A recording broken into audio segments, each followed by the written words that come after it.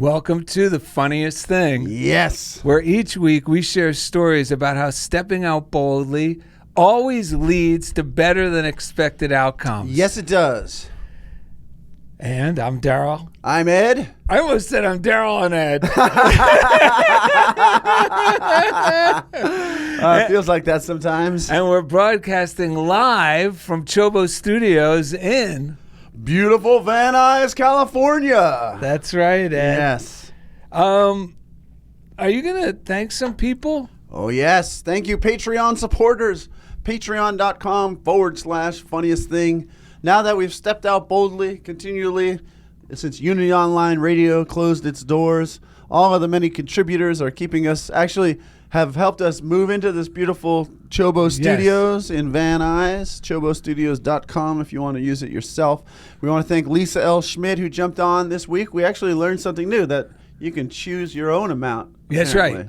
Yeah, because we have increments of $5 and $25 and such for monthly. But actually, you could apparently put in any amount you like to contribute to the show, and it's greatly appreciated.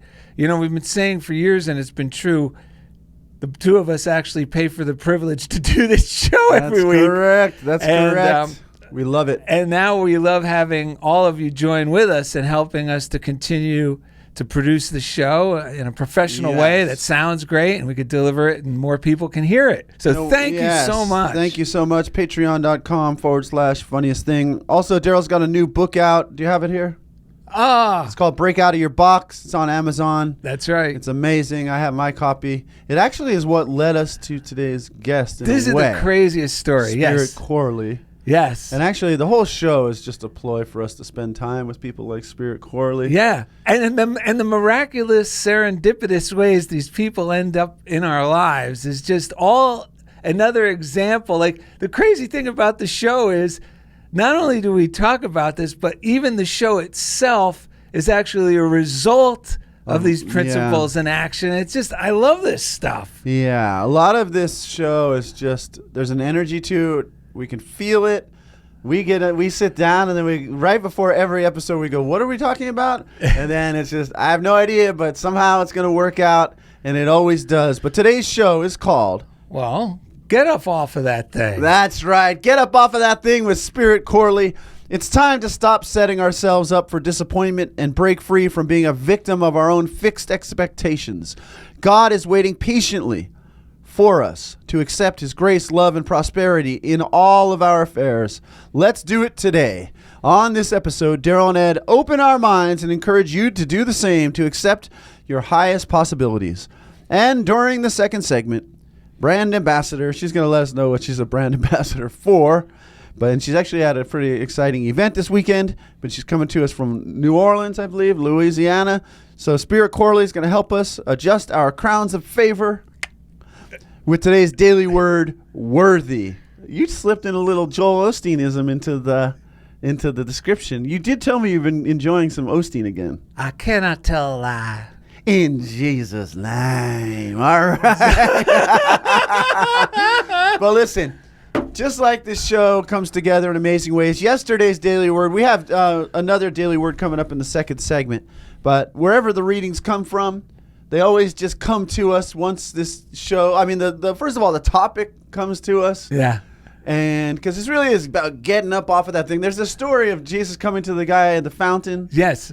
And he's like sitting on his mat. Yeah. He's hoping someone's going to carry him in for the healing, right? Yes. And what does Jesus tell him? Get up off of that thing. Get up off of that thing. Yeah, because the guy's and like, dance. Yeah, he's like, will you be made well? You know, if so. Well, the best part is, this is the limit expectations part.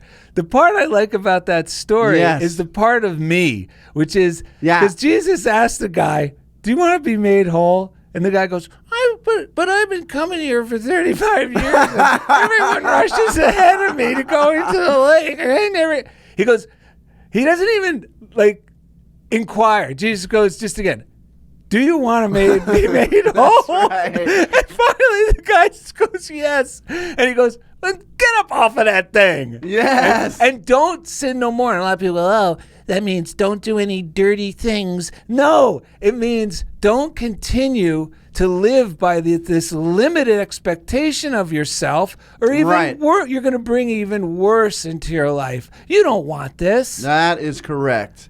You know what? Let me read one postcard from Kirky. Yes. Because this came yesterday evening to my mailbox. If you want to see what we're doing, go to youtube.com. The funniest thing with Darrell and Ed, the YouTube versions. Now that we're in CHOBO Studios, we have amazing quality full-length versions. And you're going to want to see Spirit Corley on this episode, too. Yes. That alone will be worth checking it out. But you can see a postcard. Darrell got us all in the habit of sending postcards with funny pictures on them. And then on the other side, there is an inspired message. quote from a great spiritual teacher. The front of this one's amazing. The Jolly Boys outing. It's a picture of three fellas at like Coney Island. One's Darrell, one's Ed, and one's Kirky, who sent the postcard, which is amazing. And it says, Darrell and Ed, I love this early photo of you and Fazaro and myself in Culver City. Glad you stuck it through with the Jolly Boys despite your initial apprehension. This was actually written to just me, but anyway, here's the quote. It's from Neville Goddard, and there's a reason why I'm going to read it now. He said, Neville Goddard, if you have not read or listened to, we got some great audiobooks from Neville Goddard that we've been listening to. Yeah.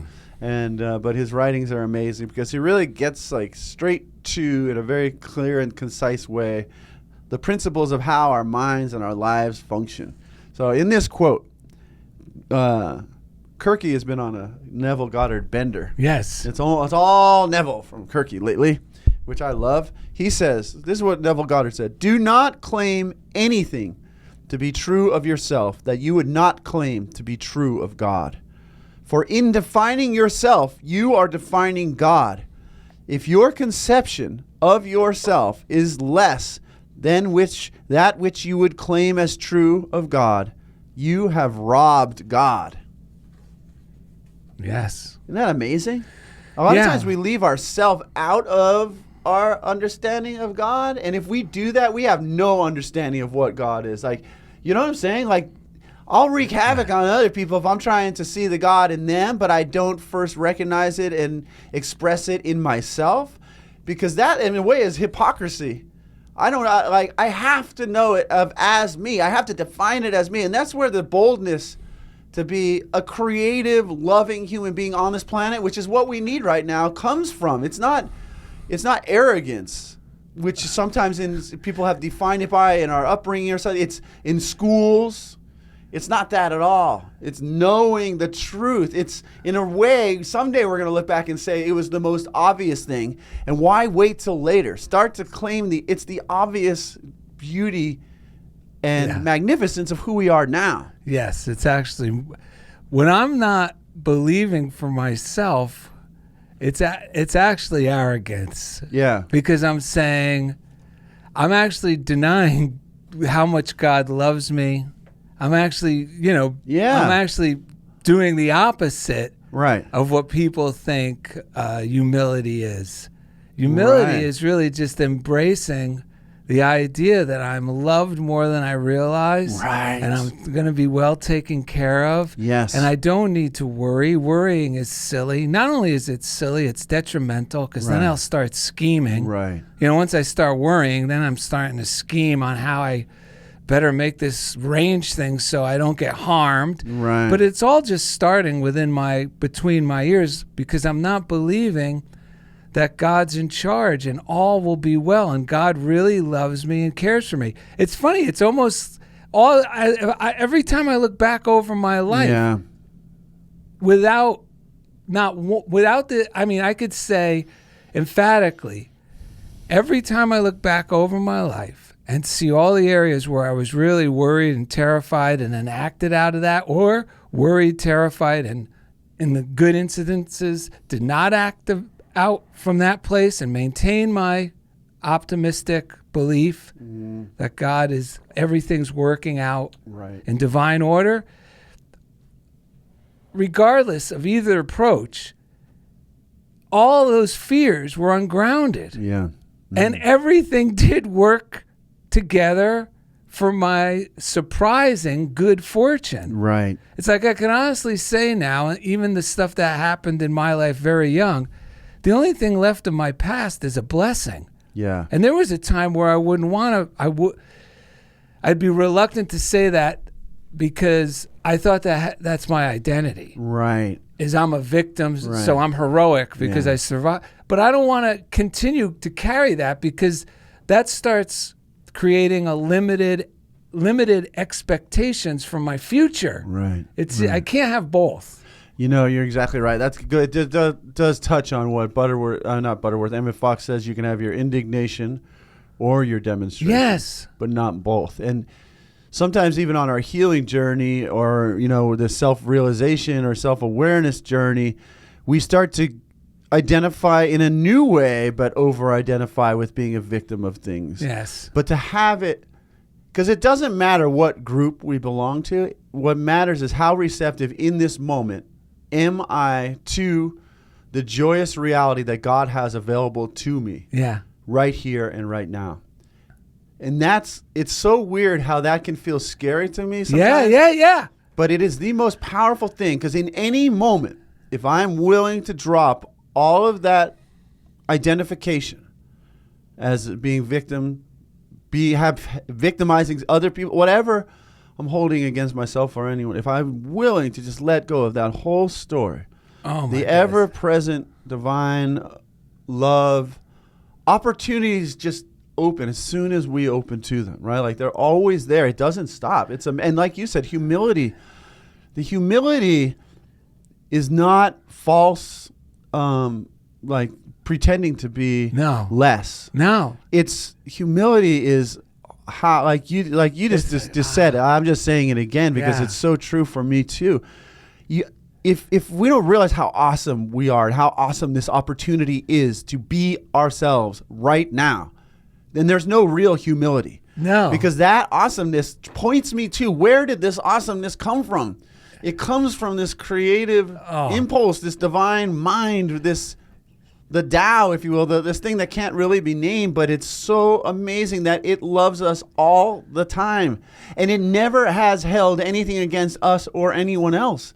Never. So I've been telling my subconscious mind lately, like, not only am I not a victim now, I was never a victim. Yes. I tell it like, I'm sorry, you misunderstood, or I misunderstood in the past. New orders, right? New something new. Orders, yeah. Not only am I not a victim now, I never was. There was always a better reality that a true, inspiring reality I could have tapped into. And let me read this. Yeah, because that's good. Emmett Fox, Round the Year with Emmett Fox. You can, if you're watching, you can see that we read these books every day. Mine is falling apart. I keep telling myself to get a new one, but there's something about rereading the one I've always read that I enjoy, even though the pages are falling apart. So I just happened to open to November 18th, and there's a reading called Divinity Within. And it says, perhaps the second best prayer ever written is the Scotsman's prayer, Lord, give us a good conceit of ourselves. It says, Emmett says, you cannot have too much respect for yourself. You cannot have too much confidence in yourself. You cannot claim too much for yourself. But remember that you must realize these things as being the expression of God in you and not independent qualities of your own. You must also accept them as being true for every other human being. Nothing but failure can come from self-depreciation. Of course, it is true that stupid people can get the malady called swelled head. I like the way he drops in a little stupid. That's and this always ends in a fall. But the realization of one's divine selfhood never gives swelled head. It gives wisdom, balance, poise, and steady progress. Think, talk, live your divine, glorious selfhood, and it will demonstrate itself in your life. And from Psalm 82:6, I have said, ye are gods, and all of you are children of the Most High. Okay, you want to hear me admit something before we do the 3 breaths? Yeah, and can I say, too, as you get ready to admit that Most Hopefully High... I won't forget. Most High is like the highest perspective you can get of who you are and what is going on. Most High is not something bigger than you, It's bigger than these limited ideas we have of ourselves, but it is within all of us. Well, you ever hear that? It's usually said in a derogatory way. Oh, he's high and mighty, isn't he? Well, high and mighty actually. It's right where we want to be. Yes, because when it's actually the definition of when we could raise our consciousness to the highest perspective, then we're mighty because we feel confident, we're full of faith, and we feel joyful, relaxed, and in that frequency, the body heals. That's where we could tuned say into divine inspiration. That's where we could say to the mountain, move, and it will be moved.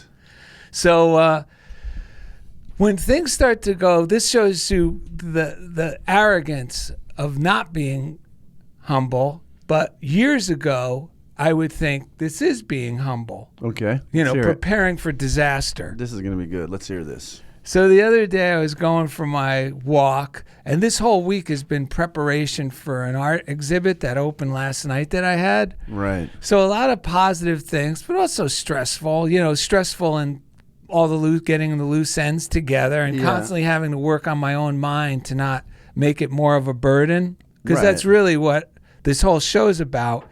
Is not creating problems before I get there under the guise that I'm reasonably. Making arrangements. Yeah, doing the reasonable thing. Yeah, so we're going to read a short sentence that cured me of that. But here's the one I want to admit. So I was going for my walk, and I'm really healing that. I used to get chronic headaches. Right. Or as Ed's mom from New York says, head eggs. Yeah, that's right. Whenever you say it, because the way you say it, I could see like an egg, a hard egg in your head. That's that's what it's like. And it needs to hatch. So I started thinking, oh, man, I'm feeling so good. And I was thinking positive about you and everyone and the show and the art exhibit. And all of a sudden, I hear this horrible idea. Yeah, he started, just when he started working out and all this good came in his life, he found out he had terminal cancer. Oh, God. And I'm going, oh, my God. This is the like Catholic idea of virtue that you hear in these Italian neighborhoods I grew up on. And that is not humble. That's arrogance. That's not God. And listen to this, folks. This is also helpful. Neville Goddard says this. Yeah. Negative thinking about oneself or certain conditions is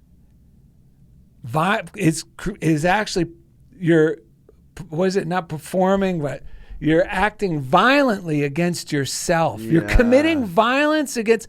So when we think these thoughts, and I go, oh my God, I don't want to, because this is what it does to me. It sounds like a harsh statement, but it really cracks me open to be sympathetic towards myself, which then helps me let go of that old thought and grab a hold of God loves me and this is insane thinking. Right.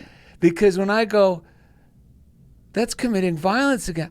My real higher self, the child that's really also the father within me goes, light. I don't want to commit violence against myself. Right. So I feel sympathetic towards myself, and that whole thing unwinds. Yeah. Yeah, I do. We were just talking about this before the show. Reverend Ike said that the thoughts that we take on. Yes. It's not just thoughts. It's the whole personality. Every thought comes with the personality of the person that we took it on from. And this is why our minds are so amazing, that whatever we were conditioned to accept as real, like when we were young. Yeah. So I was conditioned because maybe in my environment there was a parent that would say like these negative kind of proclamations, right? Yeah, and they're done with a sense of this is the virtuous. Right. So it has all this energy and personality. So now I'm an adult, right? And somehow I've had this gotten used to, in my mental environment, there being some voice that's making these bold negative predictions, right? So it's amazing though when, like you said, you take a moment to go, what's really going on inside, and realize that's not who I am. Yeah. That's a mental habit. And then when you realize, I realized that's outlandish. That's not just like a normal, I I just had this, nagging little voice telling me I'm going to die, like all day. That's a real big deal that you want to address. Yeah. Not a scary big deal, because this stuff really is about joy and fun with the creative power of our imagination. But because I end up laughing at myself, and it, like, before I was like, I didn't realize how much I was like, almost like driving, and there's like a guy in the back seat who's got it, and I'm like, I don't want to let anyone know they're back there. So people are like, how you doing? Oh, I'm doing great. Yeah, I'm good. I like learn how to smile, even though there's still someone in the back going, don't say anything. You're going to die, but don't tell anyone else. Just get me, whatever. Right. And it's amazing to know that we can liberate ourselves from that. And we have to make it easy. Yeah, we have to tell our mind this is going to be easy, like a loving parent. We're going to let go of this easy. Yeah, go ahead. Well, this is also healthy too, because you brought up a good point. The mere fact, and I hope our listeners get this idea, because this helps me. The mere fact that I can see that thought, right, and this is the best part. That thought it's proof that it is not me, because I am the higher me. That's aware that thought is there. That's right. So there's this bigger me. And also, imagine, I would never, if Ed told me, oh my God, Darrell, I can't believe it, that chronic pain I was having in my shoulder, I think I finally found the exercise routine. I'm not having it anymore. Can you imagine me? Do you really think I would say to you, oh, well, yeah, now that you got that out of the way, you're probably going to find out you have terminal cancer. Right. I mean, I would never. Who would say that? That's the most despicable thing. Right. But I'm saying it to myself. Right. Oh, my God. But see, the only reason, I love that we bring this up, because then it helps us realize, yes, it's BS, bad science. We all got to, when we come clean together, we can laugh and tap into the creative power that's available to all of us. It's amazing. So 2 little readings helped me. I accidentally read this one yesterday, which was the day of my art reception. The day of reckoning. Yeah. And this changed my life. This one sentence. That's why we recommend doing a morning routine. Pick some of the books you enjoy, daily meditator books, or if you can't find any books, we have a list on our Goodreads list. On DarrellandEd.com, go to the reading list. Yeah, and you can just find the ones we enjoy. This one's called Touchstones. It's meditation for men. It's strong enough for men, but women like it too. These work for anyone. Go ahead. So listen to this. It says, I'm just going to get to the sentence that healed me, because we're coming to the close of this segment. Shall we put energy into what we seek and admire, or shall we give our energy to opposition and resistance of what we dislike? I'm going to read that one more time. Shall we put energy into what we seek and admire, or shall we give our energy to opposition and resistance of what we dislike? And I just want to read this other sentence from today's, and it's this. If a man falls and breaks a leg, he might say to someone, it's your fault, and I'll make you pay for this. But that won't fix his leg. The healing still has to come from within. So yesterday when I read these, I read the one about seek and admire, or opposition and resistance to what we dislike. There were things that needed to be taken care of in preparation for the reception, of course, on the day of the reception of the art. I had this art exhibit. Right. And it's all my artwork.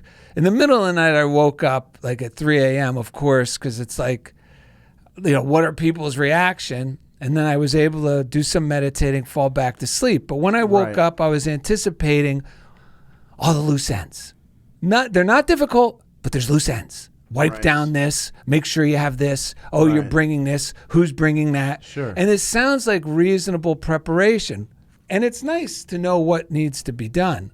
But what tends to happen when we start thinking about things that need to be done, they start building up to become bigger deals than they are. Yes. Just the slightest amount. It starts with the feeling of, Because what happens when I start thinking what needs to be done, that brings up the inkling of fear and doubt.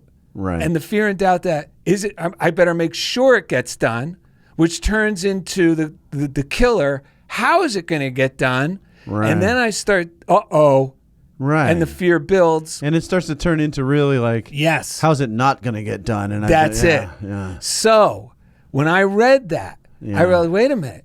I'm putting my energy into the opposition and resistance of what I don't like. Right. So I mean, Ed and I actually, we're like the guy from the Hair Club for Men. We don't just talk about this stuff. That's right. We actually apply it too. We wear the toupees. That's right.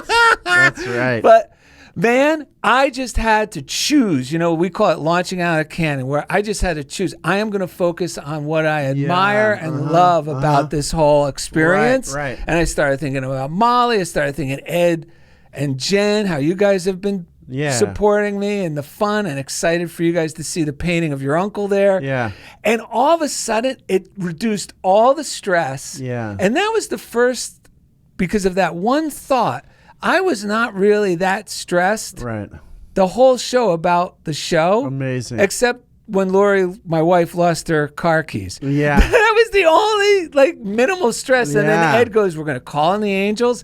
And then right after that, I had a thought, let me walk to my wife's car. Right. And then her keys were, of course, in her car. So I guess we'll just wrap this segment up with the... oh, yeah, we got to do the 3 breaths. Those 3 breaths. Man, there's so much we could say about this. I will say, let me just add this before we go to the break, too, on the breaths, which is this morning I woke up to chainsaws. Yes. Cutting down trees and stuff because we live in a house that we rent from my father-in-law. Yeah. And he's a funny guy, man. He forgets to he doesn't tell us, what are the plans. So there's branches. That 8 a.m. on a Saturday. Right. And there's going to be chainsaws 3 feet from your bedroom window. And I knew my wife was going to kind of be upset by it because there's a lot of changes going on in the house, and they're all working that stuff out. So...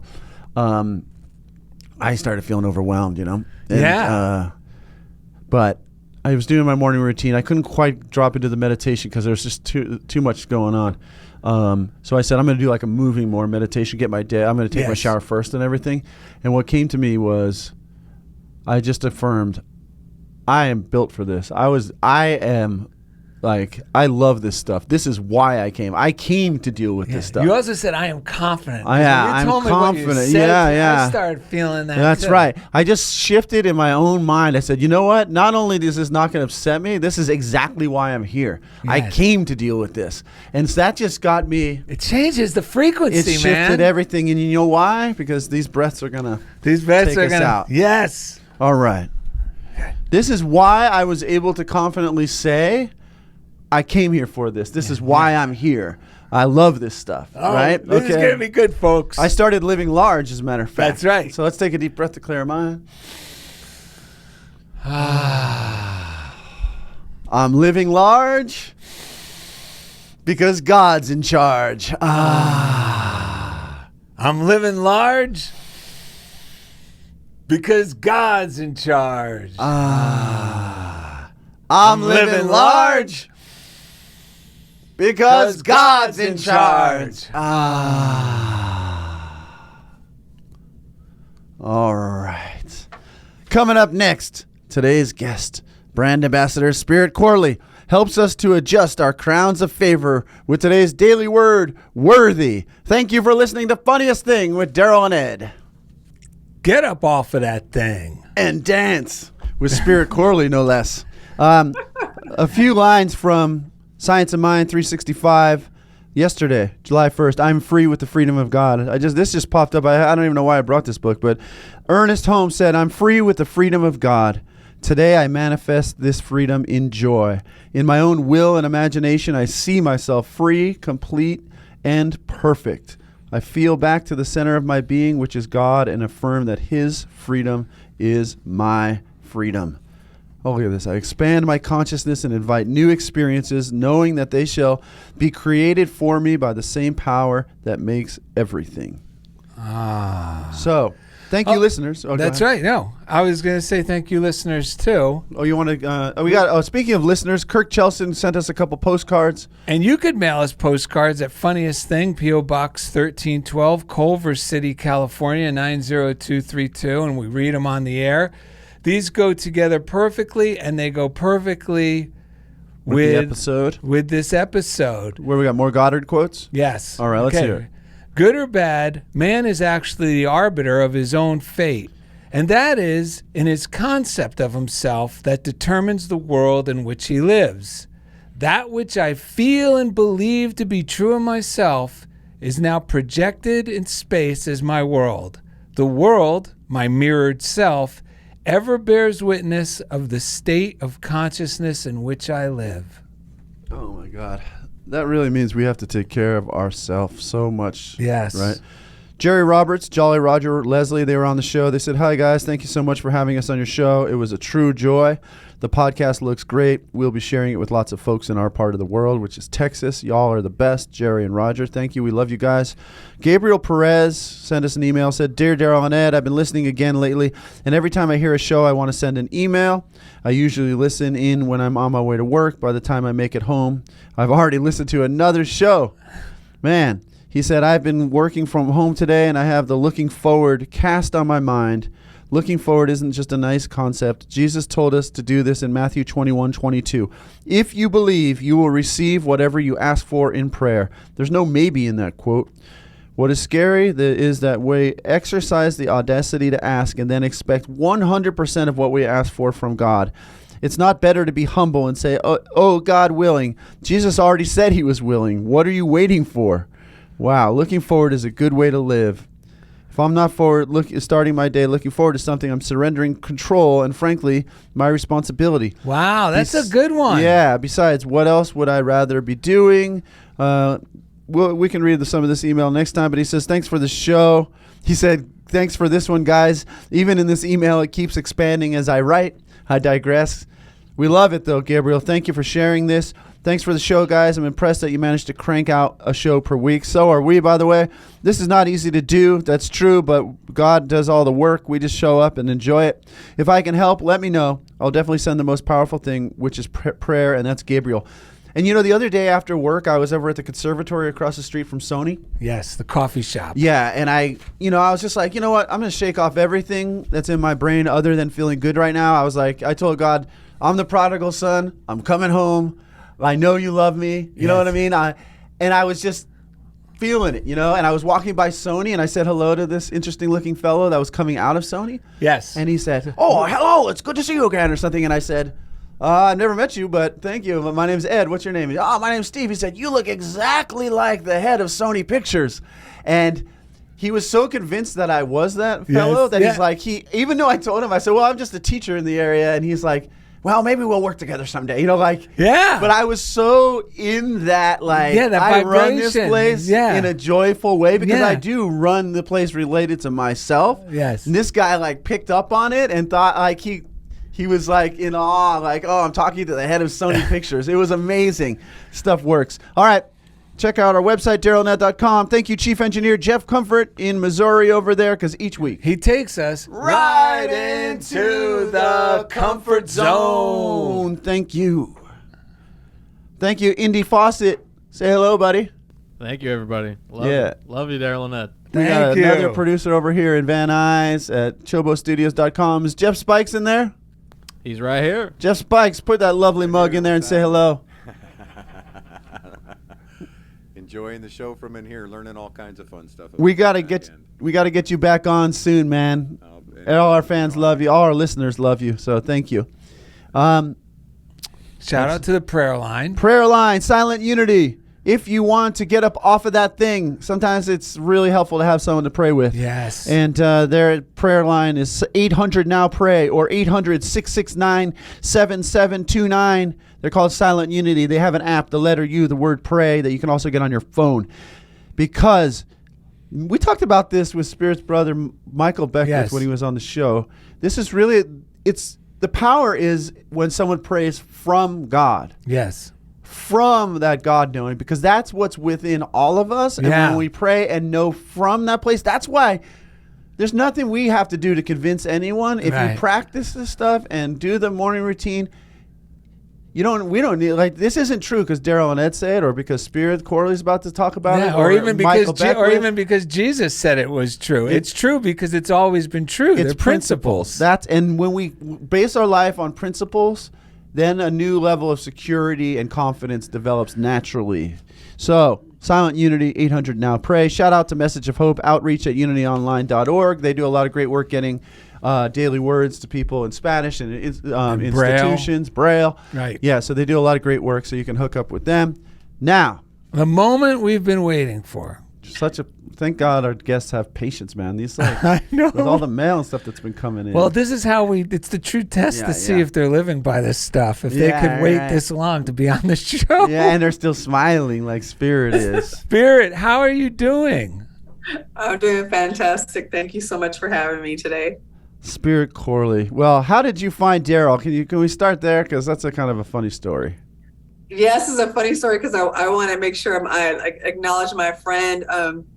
Her mom wanted Darrell's book, and she's like, Spirit, I know if anyone can find this author, I know you can. I'm like, well, what's his name? And so she sent me Darrell's name, and I'm like, okay, well, let me go online and find out if I can find out who, about him and his book. His new book is coming out, and I think you had a previous title, Yeah. and so I was just like searching, and then I sent you an email. I felt like I was stalking you, and I'm like.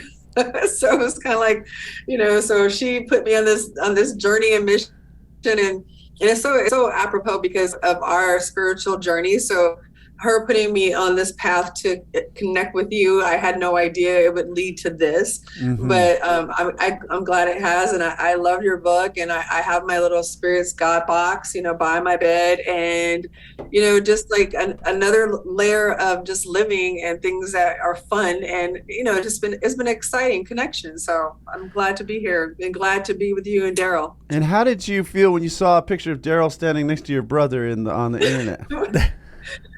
Actually, my friend, she's found it. She's like, I know. She's like, see, it was meant for you to find him because look, here's a picture of Reverend Michael and Darrell. I'm like, oh, wow. So it's just like very ironic how things work. It's the craziest thing. I didn't even know Reverend Michael had a sister. No, I know. And then it's just like, well, yeah, go ahead. I'll tell you the story. So I'm adopted. I'm not his biological sister, but his family took me in when I was coming out of high school years ago. I was on a very enlightening spiritual journey myself, and I'm from Southern California, born and raised. And I just remember walking into Agape, and he was just like, you're part of our family. And it was just like, I lived with him for a long time. And so being on that spiritual journey as a young person, as an adoptee who has all this trauma and baggage and things you're just trying to figure out about yourself, it was just a divine intervention. And that's kind of like how I became a part of the Wow. Can you, I really feel like it's so funny, first of all, that your friend could call you and say, Spirit, I know you can help me. That in itself is a prayer. So not only is she asking you, she's praying while she's asking you. So that is beautiful. Well, and then the fact that she stumbled upon it, was it from the Daily Word? She read it. Oh, yeah.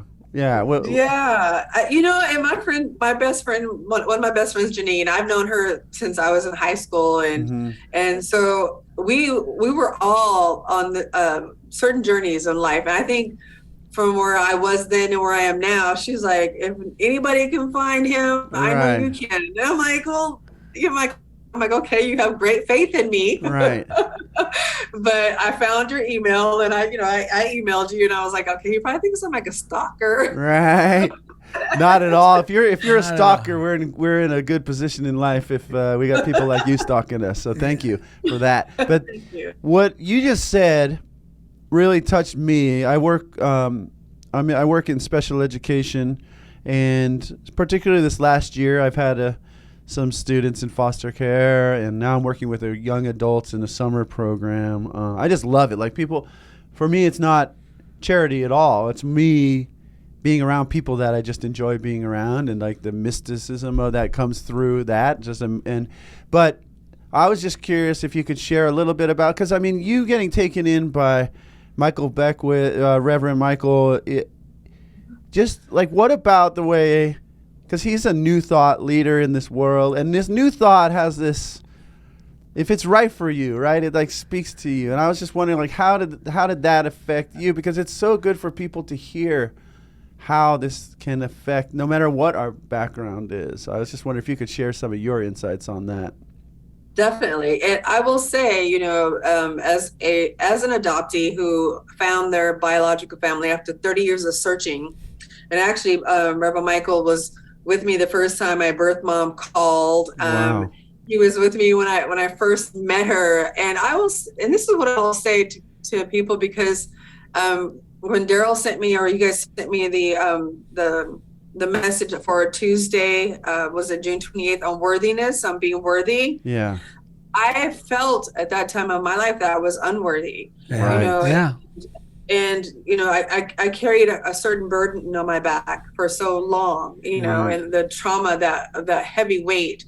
And for someone to recognize and see me, not just a physical me, but to see me. Right. He didn't know me. His mom actually came up to me first, and she's like, just grabbed my face, and she's like, she's like, baby, you belong to this family. And I hadn't shared with them my story of why I was even there. And but that was like the first time I ever really truly felt seen and feeling worthy, feeling that I'm okay being who I am. And even though I'm still trying to figure out who I am, because there's a certain pathology that comes with being adopted, and all of that stuff to unpack that. And so I just felt so blessed and so unconditionally loved. Right. Like, and all the things that I learned, and I felt just like, wow, I'm okay. And, and back then I was young and, just carefree, and the Rev was always so patient, and all the things that I learned, and just the fact of being, always a lifelong student of spiritual practice, always a student, even though it's been many years now, I just know where I am now, where I was then, that no matter where he was in the world, he was always checking in with me. Are you okay? And, sending me books and things that I learned. And so I just became so so grateful. And I think there's a certain point where you can feel like you have that imposter syndrome. Oh, yeah. Because people are like, oh my God, Reverend Michael, and then you kind of feel like, am I worthy of this? But I know that I am. I know that we all are. And so when you show up as your authentic self, and people are able to see that, it just adds that layer of, yes, I am supposed to be here. I love myself, and people love me just as much as I love myself. And some of the things that the Rev taught me, living with him, I learned a lot. You can sit on the couch at the end of the day and you talk about things in life, and, how we discover certain principles and uncover and recover. And for me, he was, I had to really, truly recover from a lot of what I had gone through, and just being able to unpack those things. Yes. So, I can go on and on about all the things that I've learned and just have been blessed with over the years. But I just feel like it's almost like full circle, because I know once I tell him about this podcast, he's going to laugh, because it's just like, it's crazy. You know what? I liked what you just said. You made me think of a lot of things about, in my own life, even just recently, when you say that imposter syndrome, one of the great things about finally, actually what helps me, the thing is when I didn't feel worthy, which I didn't for a long time, and I still have to overcome, just like you, I was an adoptee, but it was a similar, broken up existence, and on my own pretty young, myself and my younger brother, and I was taken in by the United States military, which actually turned out to be a real blessing. Matter of fact, the guy who was just on the camera, Jeff Spikes, me and him met 36 years ago in Pearl Harbor in a military rehabilitation center that transformed both our lives for the better. And it was based on these principles, oddly enough. It was the early 80s, so they were introducing these these ideas of meditation and prayer and getting to the like you mentioned, everything you said is pretty much what they were teaching us back then. But it's still an ongoing process, like you said. And last night I had this opening, and a lot of those, you know, the real thing I noticed, the change in me of knowing that I now feel worthy is when I didn't feel good enough as is, or when I tend to feel not worthy, it's hard to tell the truth without fear of loss. What I mean is I feel like I got to protect myself, so I better make this sound a little bit more legitimate. Right. Like to what I think they're expecting of me, because if I just tell them the truth, it's a less than, which is garbage, folks. That's not healthy at all. Or worse, it might set them off. Yes. Right. Yeah. Like you don't want to say something that might trigger those people. Yeah, like yeah. So I'm all coming from a place of I got to protect myself. And trying to read and control. It's subtle form of trying to control people's reactions to what we're going to say and who we are. Yes. But when you don't feel worthy and you haven't been introduced to a healthier perspective, which this stuff has brought to me, thank goodness, it's impossible to not do that, to not always be on guard, to not wonder what they'll think. Do I better say this, or I might set them off? You're saying until we have this connection and create this conscious connection, those instincts will just continue to take over, right? That's why you said it's impossible. Yeah, I can relate to that. Yes. Because it's very just reactionary, the programming of our brain. Just and as much as we want it, it's just something else to happen. Because it's easy to talk about it on the show. Yeah. But when we're in real time, we have to have practices that anchor us in it. Yes. But here's the great news. Because of the morning routine and that one sentence I read on the first segment, you know, what am I going to be prepared to oppose and resist what I dislike? Right. Or am I just going to stay on what's going well? Right. And I'm just going to keep being grateful for that. So by the time it got to the point where people were grilling you, because if you're ever an artist and you have an art exhibition, it feels like you're being grilled. You're not being grilled. That's like my New Jersey Tourette's. But anyway, when people are inquiring about your motivation, your process. Yeah, it can feel like. Yeah. Well, because the unworthy me gets jammed up. Right. Because it's too much for me to try to come up with what should I say. So you're like on the spot. On the spot because I'm protecting myself. But because of that morning thought helped open me up to be connected to myself. By the time those questions came, I was being honest without fear of loss. Yeah. You know, so wait, so you didn't, because I'm painting on top of existing artwork in this new series of paintings I'm doing. Right. So wait, so did you paint the paint by numbers that's underneath? No, I didn't. Yeah. I was able to just be totally honest. And the more honest we are, the more we're actually letting the God in us shine. And the opposite of what we were concerned about happens. Because now these people are now embracing that even more. Yeah. Because there was a couple artists that came that are greats, you know, big time. Joan Quinn is one of them. Another guy, Jim McHugh, sorry. And these are all, you know, she has a big exhibit right now at the Boston Museum. I mean, these aren't. Right. So she's asking me, and I'm like, well, I don't want to look like I'm a schmuck. But I couldn't do that. And I just let her have it. I said, yeah. And she goes, that's what I love about this. And I'm going, oh my God. You know, Joan Quinn is giving me all these compliments. Wow. It was if you look her up, you'll be blown away.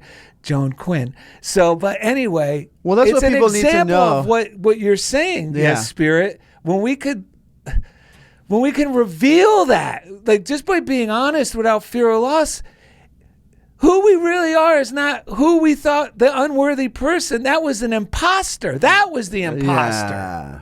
Right. That's why I feel like an imposter, because I'm carrying the idea that I'm worthy. But my mind thinks I'm the imposter because I'm not really the person that I really am. Right, but I am that person, and I feel like an imposter because I think I'm not. Right. It's crazy. I hope that made sense, because I don't know where I went just then. I mean, the key is people need to understand the art show was in Molly Barnes' garage, which Molly Barnes is like one of the biggest art reps and dealers in like the last, like she's in The her last, 50 or so years. So your art was hanging, 50, but there's also almost 60 originals years. of every great artist over the last like 100 years are hanging in her house too. Yes. I mean it. Yeah, so I understand. So you're processing, going, like, stepping out boldly to do that show. It was a big deal. Yeah, and it was literally in her garage, folks. Right. Right. I mean, in a garage. Right. So maybe we'll read. Can you read do you have the Daily Word, Spirit? I do. I have it up. Let's get that going now. I think that'll move us forward even more. So would you like me to read it? Yeah, that would be great. I love it because it speaks to me in so many different levels, as I shared earlier. Right. Says, I am worthy of unlimited good. I believe God is the presence and power, the source of every good thing. All God is, I am too. Living from the truth helps me feel deserving of many blessings and ready to receive the ones that are on the way to me. But sometimes these blessings feel beyond my reach. Past experiences may have left me feeling unworthy or receiving life's greatest gifts. Today, I say no to others' unkind words and actions that have gathered in my mind and heart over the years.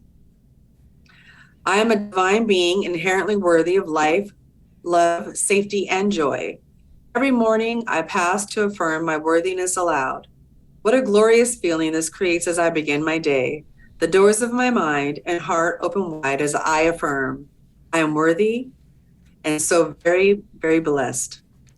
Come in for you as worthy man and surely bring good news. Kings 1:42. Wow. Isn't it amazing how perfectly that goes with everything you two were just speaking about? About letting go of the ideas other people have given us, saying no to those, because it is okay and very important. And I think for a lot of us who didn't feel disempowered when we were younger, to understand how important it is to not consent to the ideas that don't work for us, that are in our own head, right? And the beauty of this stuff, Spirit.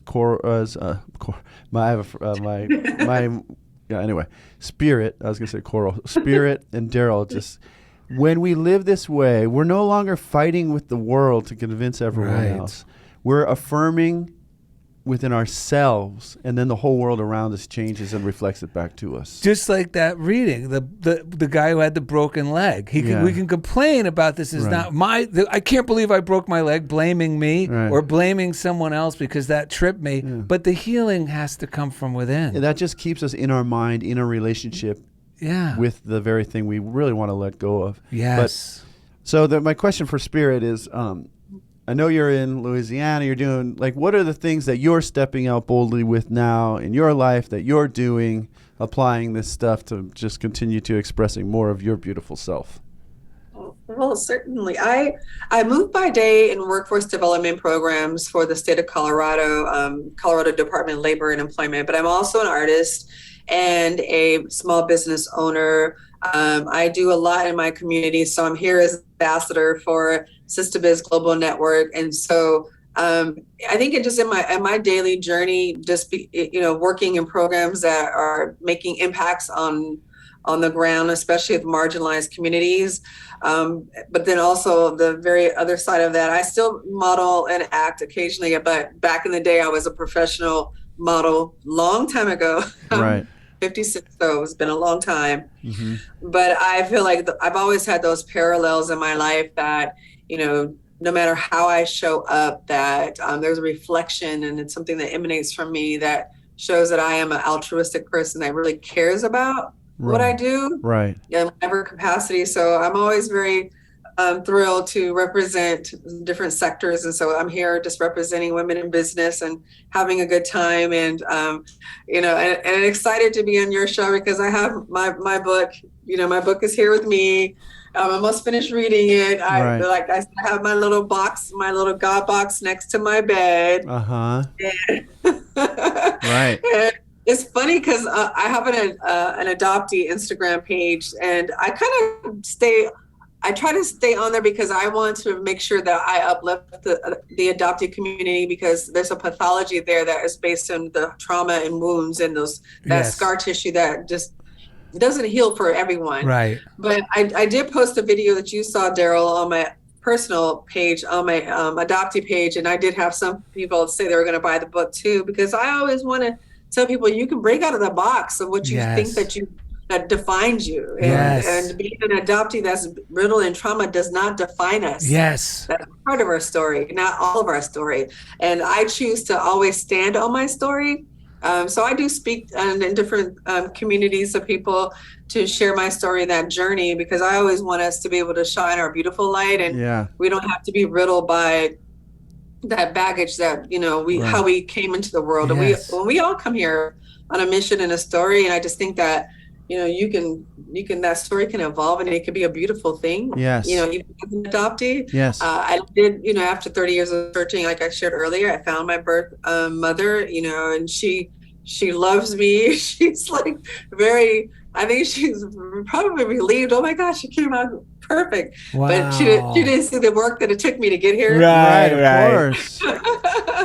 But it's still a blessing. And I will share really quickly, one of the things that Reverend Michael taught me on my journey before I found her is that, there's the three pillars for love, compassion, and forgiveness. And those three things I had to offer myself. I had to love myself before I could love her. I had to have compassion for myself before I could have compassion for her.